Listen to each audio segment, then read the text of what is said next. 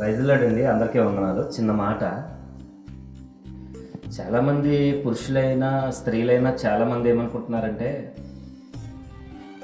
యేసు ప్రభు చాలామందిని క్షమించాడు కదా, తప్పు చేసిన వాడిని క్షమించాడు, నేను కూడా ఈ చిన్న తప్పు చేస్తే దేవుడు నన్ను క్షమించేస్తాడు అని అనుకుని ఎందుకు ఆ పాపంలో నా వ్యసనంలోనూ ఎవరికి తెలియదనా?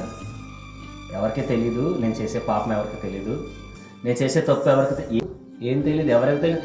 మనుషుల్ని మాయం చేయొచ్చు, మనుషుల్ని మాయం చేయొచ్చు, కుటుంబస్తులను మాయం చేయొచ్చు, మందిరంలో వాక్యం చెప్పి దైవజనులను మాయం చేయొచ్చు. ఎవరిని మాయం చేయలేవు. నువ్వు రహస్యమందు చూస్తున్న దేవుడు ఉన్నాడన్న విషయం నీకు తెలుసా?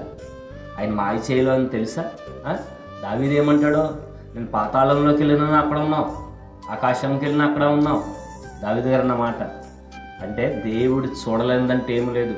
నువ్వు రహస్యంగా చేసే పాపమైనా, నువ్వు బహిరంగంగా చేసే పాపమైనా, నీ హృదయంలో ఉన్న తలంపులైనా ఒక్కడు జ్ఞాపం పెట్టుకో. నువ్వేనాడైతే యేసుక్రీస్తు ప్రభువుని అంగీకరించి రక్షణ బాప్తీసం పొందుకుని ఆయన సన్నిధిలో నీ రెండు చేతులు ఎత్తి ఆరాధించి, ప్రభువా నేను నీకోసం జీవిస్తానయ్యా అని చెప్పేసి ఆయన బలలో పాల్గొని ఎప్పుడైతే ఆయన సన్నిధిలో నిలబడ్డావో అప్పుడే నువ్వు ఆయనకి స్టాంప్ పేపర్ మీద సంతకం పెట్టేసినట్టు జ్ఞాపం పెట్టుకో. విడిచిపెట్టు, ఆ దరిద్రాన్ని విడిచిపెట్టు, ఆ పాపాన్ని విడిచిపెట్టు.